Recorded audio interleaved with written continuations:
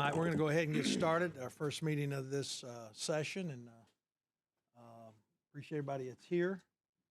And if Representative Estes, go ahead and open us up in prayer. Thank you, Mr. Chairman. Father, we thank you for this, a gift of another day. We thank you for this time that we had to come together to conduct the people's business. We pray, Lord, that you will give us wisdom and courage as we move forward with each item to make the decision that will be pleasing in your sight. Thank you for those who stand before this committee today and the work that they've involved and invested into their respective bills. Forgive us where we sinned against you, Father. In Christ's name we ask it. Amen. All right, clerk, call the roll. Here. Here. Here. Here.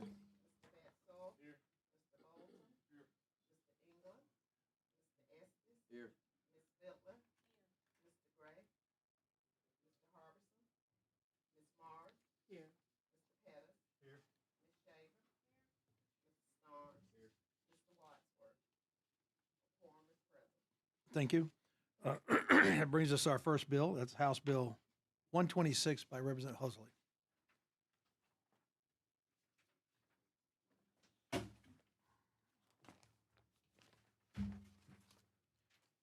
Good morning, and thank you, Mr. Chairman and members. I appreciate you guys letting me come before you this morning. HB 126 addresses the subject of firefighter and EMS training, explicitly dealing with sensory training for individuals with disabilities. Last session, I came before this committee with similar legislation for law enforcement officers. This bill does the same thing. The only difference is that it requires certified firefighters, certified volunteer firefighters, and EMS personnel to complete 1 hour of training each year on interacting with individuals with sensory needs and invisible disabilities. All right, questions from the committee. Representative Jackson. Thank you, Mr. Chairman. You requested them to get a yearly upgrade in their certification? It's not an upgrade in their Or maintaining their certification by training? That's what you're saying? No, it just requires them to have this training annually. It requires them? Correct.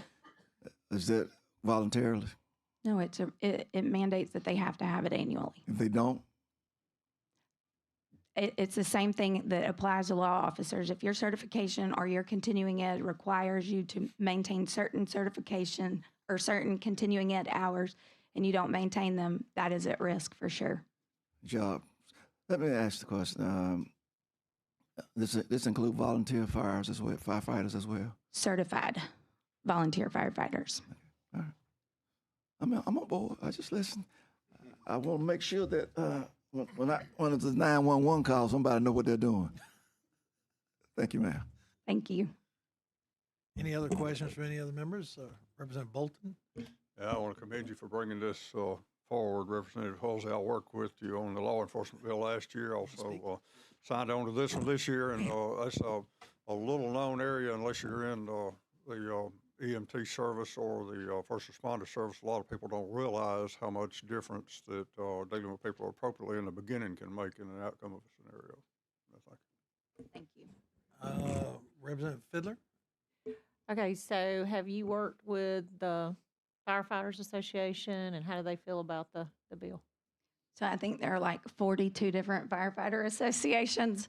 But yes, I worked explicitly with Matt Russell, met with, I forget what the commission is called, Personnel Standards. And I met with their committee, yes. We've worked on this bill for months, getting things exactly like they like them. Worked with the Department of Public Health on the EMS. So everybody is good to go. Thank you. Yes. I understand you have an amendment that's going to be offered. Who's offering the amendment? Mr. Chairman, I have that amendment. Go ahead.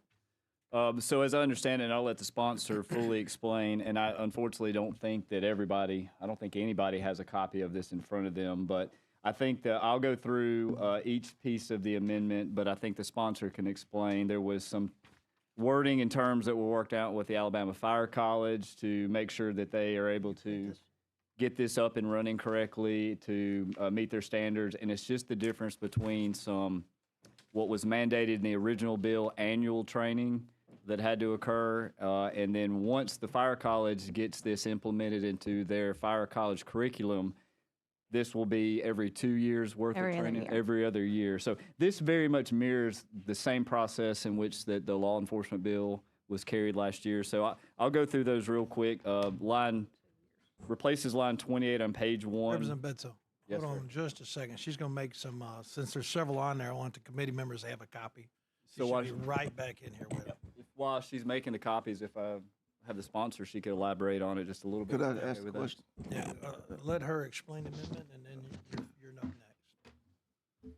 So in full disclosure, if I am honest, my preference would be that it does stick with annual training. However, in talking to them, was explaining to them why we did every other year with law enforcement and that there were other things that were agreed to kind of make those things happen. I told them as long as they were willing to agree to the same things, that I was fine with that change. At the end of the day, I would prefer that it stay every year, but I also did give my word and said I would bring this. The biggest piece for me was that if it doesn't get implemented, ensuring that it does revert to annual training if they don't have this put in the fire college as part of their curriculum by January 1st of 2025. So I felt like I was fair because I gave my word that I would do it, and I'm going to stand on that. But at the end of the day, there's a piece in there that gives me some peace that if they do not do what we've agreed to, it will revert back to that annual training.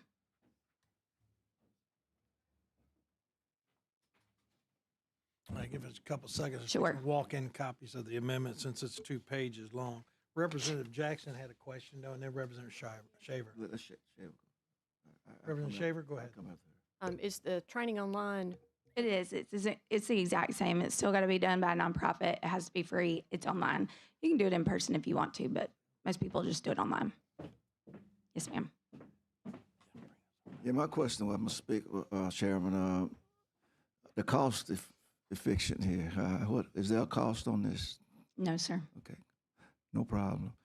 Mental health involved in training? Is there any No, I'm sorry. crisis for people that may have problems with mental health? So this is Nothing to deal with that. Just putting out fires, not an emergency. See, that's what I'm saying. It could be an emergency with a mental health person, and the first responders get there, and how to deal with that crisis. That's what training is important. absolutely. I don't want to go to a surgeon that don't go to training.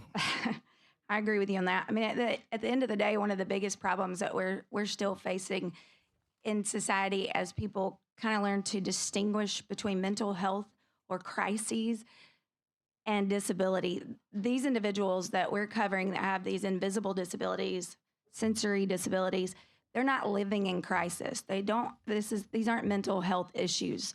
They're disabilities that with proper training can better equip individuals to recognize signs or symptoms or behaviors of those types of issues and then offer de-escalation techniques. Now, they do absolutely also work to, you can utilize them as well with people who have mental disabilities. But I do kind of want to distinguish that those are two very separate things. Those with disabilities are not living in crisis. They are living with a disability.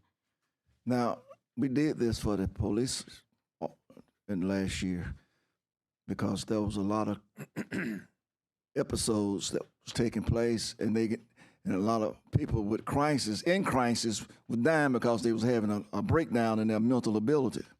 So I'm asking the same question here.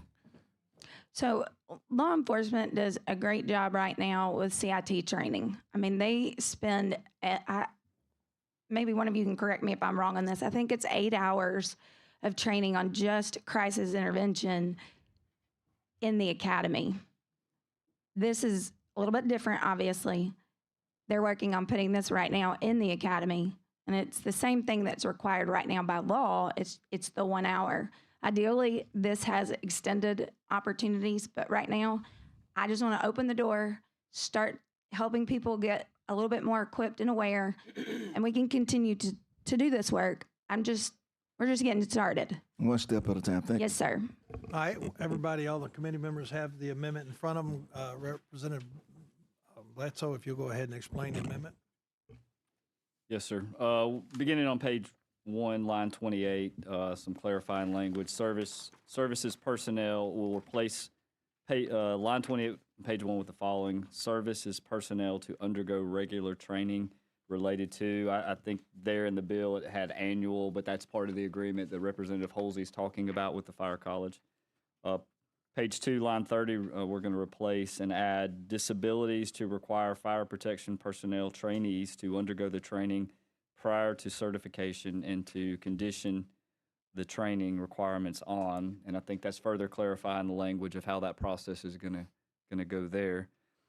Replace line 38 on page 2 with the following. The only change there is there is a number 1 in the paren added to what is already there beginning January 1, 2025, the Alabama. And then line 40 and 41 on page 2 will replace with the following: shall require each trainee as a condition for certification by the commission to complete 1 hour of training on interacting with individuals with the sensory needs on invisible disabilities, and 2, require each fire protection personnel and certified volunteer firefighter to complete 1 hour of. Again, some clarifying language for the Fire College. Replaces line 43 on page 2 with the following: individual disabilities every other year, and 2, in the event that the commission fails to implement the training required for trainees by subdivision 1 by January 1, 2025, the training required by subdivision 1 for fire protection personnel and certified volunteer firefighters must occur annually. And that's the piece there that Representative Holsey, I think, was just wanting to ensure that this training would happen as she believes it needs to, but otherwise, given the Fire College some liberties to implement this program and at the very least get it up and running. All right, you've heard the explanation of the amendment. Is there any questions on the amendment? Representative Jackson. Thank you, Mr.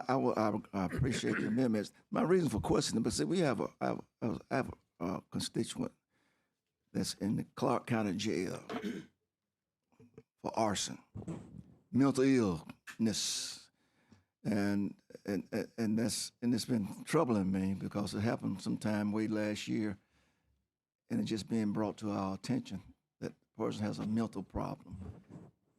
And firefighters came to put the fire. She loved fires, like to see, that's her thing, but she's not getting help like being locked up. And that's what this is important, ma'am. It's just like you. In other words, I move the adoption of the amendment. Thank you. Okay, we got a motion to adopt the amendment. All in favor, say aye. Aye. All opposed? Ayes have it. Now the bill's before us as amended. I'll entertain a favorable motion. And a motion by Representative Stringer for favorable report. All in favor? Aye. All opposed? All right, the bill passes. Congratulations. Thank you. I appreciate it. All right, that brings us. All right, where's my thing? All right, that brings us to our next bill. That's House Bill 55, Representative Bolton.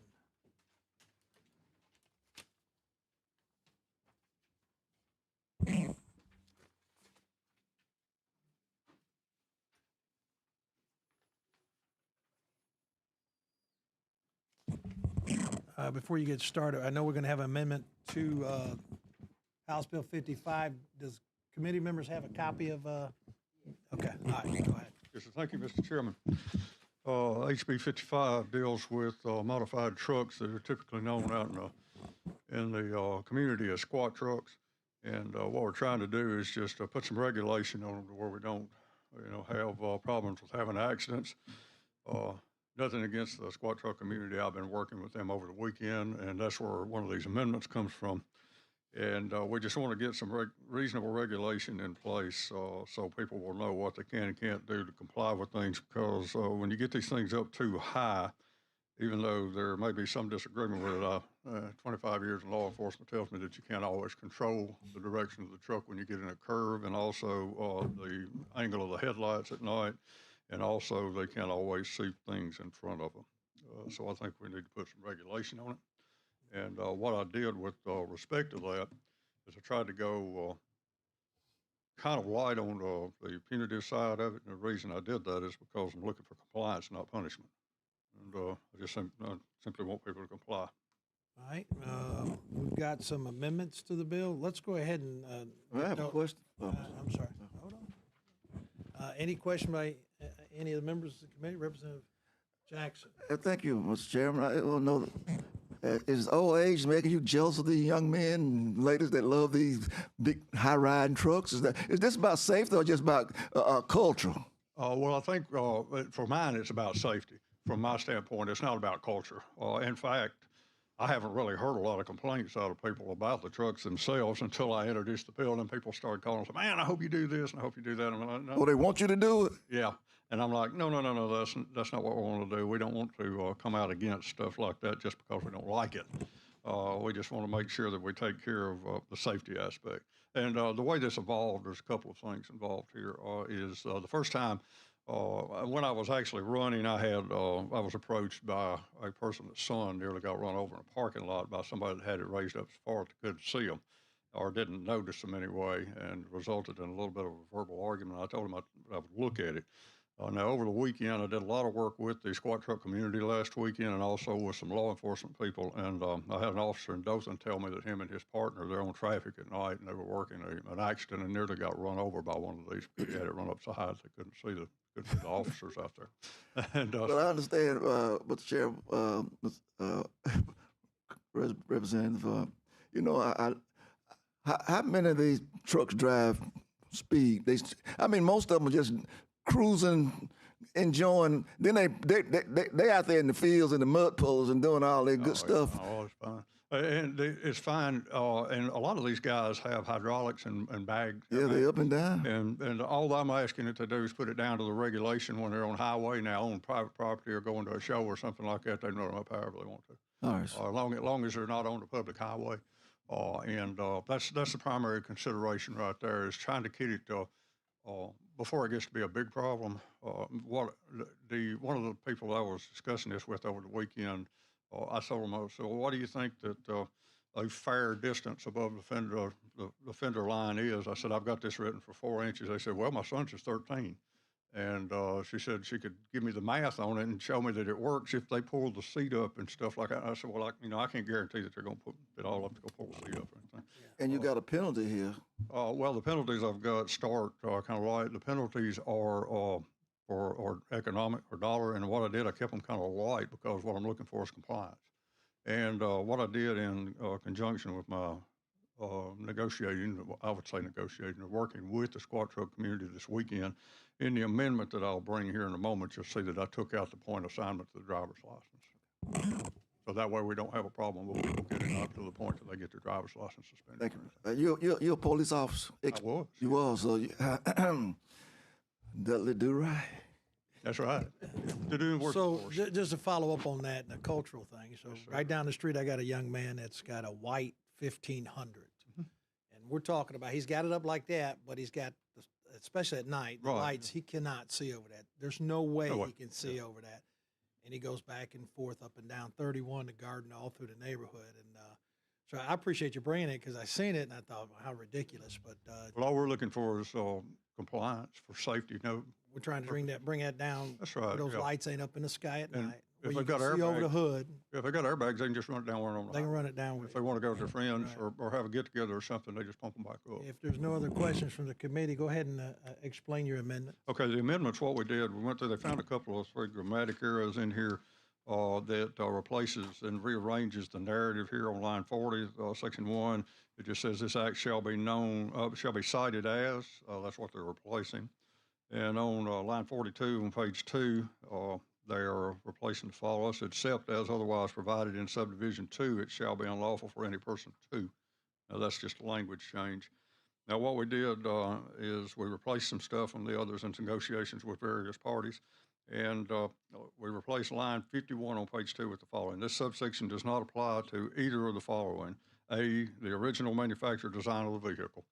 And second, any vehicle modification or alteration that has been made for bona fide commercial and agricultural purposes. which for the most part in B here, that's going to wind up just being when somebody's got a heavy trailer on the back. And of course, when the trailer's off of it, it's going to go right back to being whatever normal height it was. Now, outside of that, what I did is I went into to lines 59 and 63 on page 3 and removed all of the point assignments on the driver's license. The initial bill had some point assignments past a certain point, but we went back and just made it all economic for compliance purposes. All right, Representative Jackson and Representative Bedzo. Thank you, Mr. Chairman. Now, your amendment on section 2, it says that it shall be unlawful for any person to operate a passenger car or truck as defined under section 32(1)(1) Yes. code. And your amendment, I can't, by alteration, I can't do it. Your amendment didn't take that out, did it? Well, let's look and see. They said when it came back. What line we talking about? This subsection does not apply to either of the following: the original manufacturer, vehicle modification or alteration, been made a bona fide commercial or agricultural purpose. I just asked the question. Yes, I understand. I like to see these guys do this. I mean, during parades, they just show up. Oh yeah, they look good. Yeah, I'm not going to argue with you. They look good. Yeah. I don't like to penalize. As long as they're in a parade or a show or something like that, I don't see any reason. I'll tell you a quick example. When we were at the Republican debate, one came in the parking deck out there at the University of Tuscaloosa. He couldn't get in the parking deck. It was so high. So he had to, what he did, it was like 24 inches or better. It was a show truck. And what he did, he had to get out and get with his buddy and lower it all the way down to the tires before he could come in. So, and he had driven it there. So he didn't know. So low, you wonder how they drive. But yes, Representative Bedzo and then Representative Morris. Yes, On the amendment number 2, where it says the letter A, the original manufacturer design of the vehicle, Yes. Can you explain that just a little bit? It seemed like if will. we're trying to accomplish something about the safety of them, then this would be I a understand conflict that. of it. I don't know of any type of original manufacturer's modification that would, original manufacturer condition that would result in anything like this. But I was working with the couple of organizations to make sure that we had that in there. I've not seen any type of original equipment manufacturer and vehicle that would apply to this. We could look at it and see later on down the road and see if somebody starts producing one. We may have to go back and talk to them. But they had asked that we put this amendment in here. Okay. Thank you. And I've got pictures if anybody's, I'm Representative Morris. sure everybody's seen these. Okay, Representative Morris, go ahead. So what you're saying is, in the first part, that you just trying to make sure that the front end of the fender is not 4 inches raised up higher than the rear, right? Yes, ma'am. So if someone have some 32-inch rims on their car and it's level all the way across, that's fine. That's fine, as long as making the sure- headlight height, the center of the headlights has to be below 54 inches to be in compliance with state law. And as long as they're below that weight, it doesn't matter. Okay, The size of the tires doesn't matter. thank you. Okay, the bill's now before us. The amendment has been explained. I introduced a favorable motion as amended. Representative Fiddler, all in favor say aye. All opposed? All right, the bill's now before us as amended. Entertain favor report, officer. Done that job for a long time. Representative Fiddler makes a motion for favorable report. All in favor? Aye. All opposed? All right, the ayes have it. Your bill has a favorable report. All right, next bill before us is House Bill 183, Representative Lipscomb. Thank you, Mr. Chairman, committee members.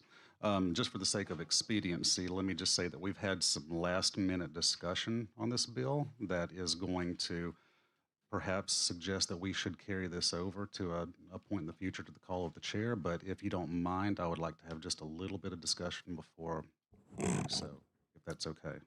It is. Go ahead. So the intention of this bill was to address a situation in which we have bad actors. Predominantly, it's our neighbors to the east and west of the state who are taking their homeless population and dumping them in our municipal districts for the sake of just decreasing their personal burdens and, putting it on their neighbor's doorstep. Certainly, we want to make sure that we do our very best to address that, but we want to do so in a way that it is not going to have a negative impact on our law enforcement. We want to make sure that we do that in a way that we're not going to be harming anybody who's doing anything unintentionally wrong, which has required that I create a substitute for the bill from the original bill. Basically, what the substitute had changed was it added the language that, for example, on line 39, when it says law enforcement officers, agents, and employees from transporting homeless individuals, we put knowingly transporting homeless individuals because we didn't want anybody to be unfairly treated in the event that they just simply were unaware of something happening. Also, there's language that is repeated thrice in the bill, which stated, unless authorized by law, court order, or the homeless individual or his or her agent to provide for. That language was put in there simply because there are certain circumstances where there is a good and logical reason for them, going to another location. Just recently, I found out that in more than one instance throughout the state, we have municipalities who have an agreement with each other to knowingly and intentionally transport homeless people from one location to another, and that is a fair and reasonable thing to incorporate into the bill. We will need to add some language to address that. It may be something that simply states written agreement between political subdivisions, something to that extent. But I'll certainly take some commentary to address any questions or concerns, knowing that we will carry this over for some further debate. Representative, I appreciate you bringing the bill. I know right before I retired, this was a major issue in Birmingham. It seems like multiple cities, and I believe the county just south of Birmingham was a violator of this, not mentioning names. But about 3 or 4 o'clock in the morning, they were all dropped off on the south side downtown.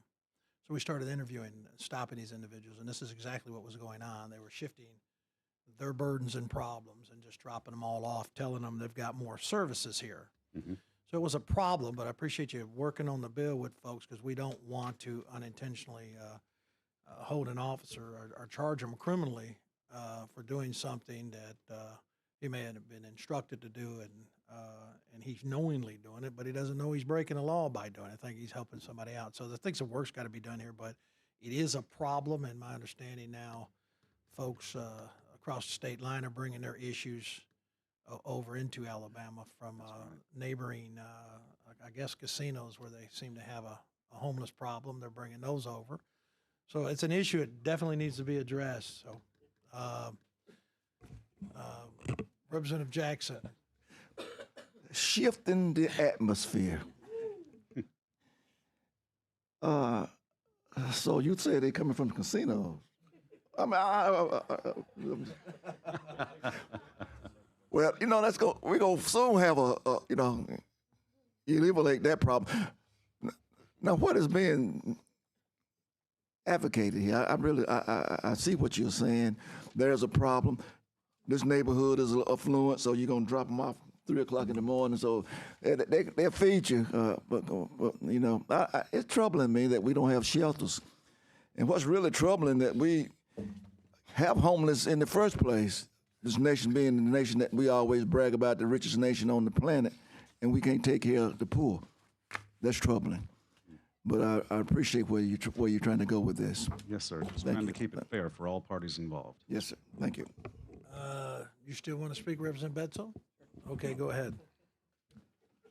Representative Lipscomb, you and I did have a really good conversation about that. And as you can see, I might know something about that county to the south from Birmingham. And I didn't name names. Well, so as you can see, Representative Treadaway and I,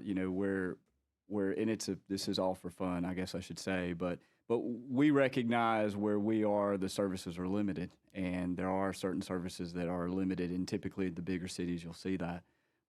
Representative Treadaway says that wasn't a valid, lawful purpose for us to bring people maybe to get those services. So that you see how this disagreement could cause there to be a misapplication of the law. So I understand the reasoning, and you and I did talk good about that. So I just wanted to, point out that our disagreement about that is kind of case in point why I think this, as worded, this kind of treads into a dangerous area. So Right. thank you and, for that. And of course, as you understand, there may be an issue between counties within the state. My primary concern when this bill was originally formulated was the issue with other states bringing their problem into Alabama as a whole. Of course, it's an interstate issue, and that is a difficult thing for us to deal with. But if you can put your hands on those people while they're here, perhaps something can be done about it. As you can see, it's a very sensitive issue here. Representative Fiddler? I just wanted to make a comment. In Baldwin County, we do not have a homeless shelter. So we do take our homeless to Mobile because it's a regional center for the homeless. So our area is one of those areas where all our residents contribute to money-wise to like the Salvation Army in Mobile for the homeless, and it's like a regional center. We do have a place in Fairhope for women with children, but we don't have the single, homeless. So it is something we do work, our law enforcement works with law enforcement in Mobile County. So it's, and I'm sure, other places throughout the state has, some of those issues. And then one of the things that, as I was read through the bill, I started thinking about just like what's happening with our border, the folks coming in that are now homeless, or classified probably as homeless, and how this bill may affect, if it would affect that in that criteria. And those are comments. Thank you. All right, so Representative Shaver. Thank you, Mr. Chairman. Representative Lipscomb, as we discussed before, I certainly understand what you're trying to do, being my two counties border the state of Georgia. So I certainly understand and know that there is a problem.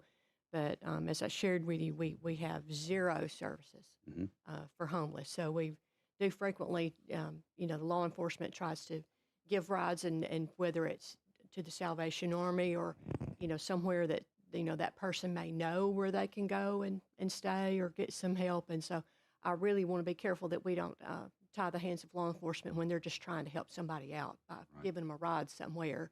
And as far as having agreements between government entities, I don't know how we'll cover that. I'll be glad to talk with you and work with you too when you've got private organizations, like Salvation Army involved. But yes, we have a problem. Thank you for working on it some more before. Absolutely. Thank you. I got a motion. All right, Representative Fiddler. Motion to carry this over. Got a motion to carry it over at the call of the chair. Is that what your motion is? Yes, Okay. sir. All right, all in favor? All opposed? All right, the motion passes, so we appreciate you bringing it. It gives us some thought, and as you go work on the bill, and actually, I'm going to be looking into, what we can do. It is an issue, but how we handle it, you can see it can be pretty sticky. Absolutely. Thank you. Thank you. All right, we got a motion to adjourn by Representative Pettis. All in favor, say aye. Aye. All opposed? No. We're adjourned.